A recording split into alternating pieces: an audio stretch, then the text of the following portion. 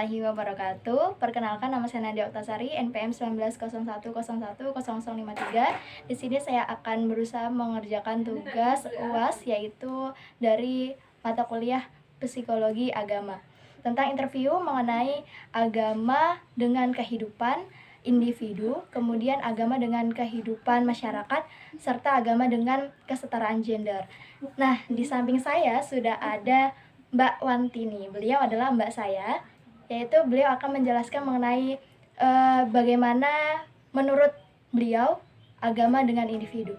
Nah, nih Mbak Tin, jadi menurut Mbak nih, bagaimana pentingnya agama bagi individu itu sendiri? Agama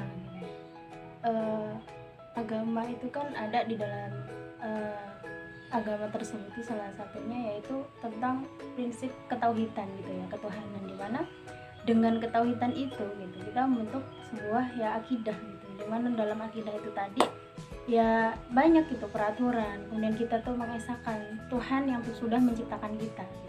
Dengan agama kita akan tahu gitu tujuan hidup kita tuh sebenarnya untuk apa di dunia ini, siapa yang menciptakan kita gitu kan, kita tuh siapa sih kan gitu ya, kita cari tahu gitu. Kalau kita tuh nggak punya agama gitu kan, ya hidup kita mungkin ya akan sesuai dengan keinginan kita sendiri gitu. Kita akan hidup dengan semau-maunya gitu, dengan hawa nafsu kita sendiri, tidak ada batasan-batasan, mungkin tidak ada aturan yang mengatur hidup kita gitu. Tapi kalau kita itu tahu agama gitu kan, kita itu beragama, ya insya Allah gitu hidup kita itu akan teratur dan sesuai dengan koridor hidup kita diciptakan di dunia ini untuk apa. Ya, jadi pandangannya bahwasannya agama itu sangat penting ya. Jadi adanya agama itu bagi individu menjadikan individu mempunyai prinsip hidup ya Mbak ya. Oke. Baik, kemudian tentang agama dengan masyarakat nih, bagaimana sih Mbak peranan masyarakat itu terhadap mengaplikasikan agamanya? Seperti contohnya tuh seperti apa sih Mbak kalau masyarakat itu mengaplikasikan agama gitu? Salah satunya apa? Salah satu ya mungkin dengan kalau masyarakat ya itu tuh banyak sih kayak tradisi-tradisi dalam masyarakat itu. Cuman sebenarnya masyarakat itu banyak yang masih awam gitu, perlu yang bener-bener emang dipahamkan dengan yang namanya agama gitu, karena ya banyak gitu agama itu ya hanya sekedar sebagai identitas kan gitu, namun pemahamannya dan akidahnya itu belum lurus seperti itu. Jadi banyak yang masyarakat itu menggunakan tradisi-tradisi, mungkin suatu aktivitas, suatu kegiatan ya dalam bentuk kerohanian, mungkin keislaman, namun di dalam aktivitas tersebut sebenarnya ya belum tentu sesuai dengan contoh daripada Rasulullah gitu. Itu untuk yang beragama Islam contohnya seperti itu.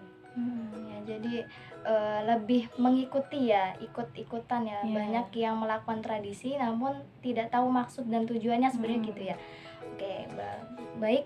Kemudian selanjutnya tentang agama dengan kesetaraan gender. Nah, jadi banyak ya Mbak agama, khususnya agama Islam gitu, dimana agama Islam itu memandang kesetaraan gender gitu, ada pemisahan antara laki-laki dan perempuan. Nah, menurut Mbak Tini nih, bagaimana kalau perempuan itu disandingkan sama persis seperti laki-laki, atau bahkan perempuan itu sebagai pemimpin gitu. Nah, gimana tanggapan Mbak Tini terkait perempuan sebagai pemimpin?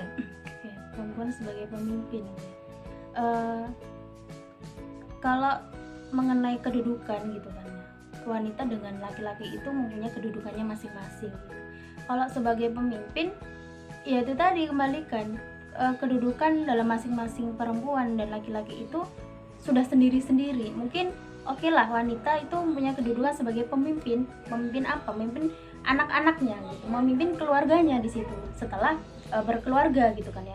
Namun untuk kepemimpinan yang lain gitu, tetap ya kalau pribadi saya sendiri ya berpendapat ya mengutamakan laki-laki gitu, karena memang masih ada laki-laki gitu, dimana harga diri seorang laki-laki ketika sampai dalam kepemimpinan pun wanita ikut andil gitu.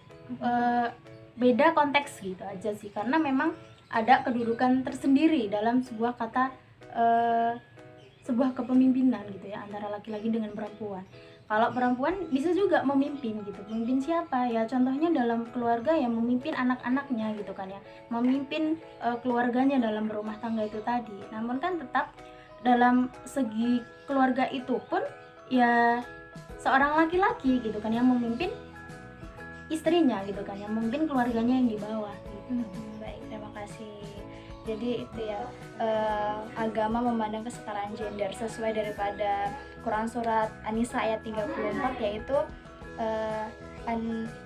ar-rijalu qawwamu 'alan nisa. Jadi laki-laki itu pemimpinnya wanita gitu ya. Jadi tetap dalam koridornya ya Mbak ya, sesuai daripada hak dan kewajiban wanita itu sendiri gitu. Jadi nggak boleh lepas atau melenceng daripada ketentuan laki-laki gitu ya. Oke, terima kasih.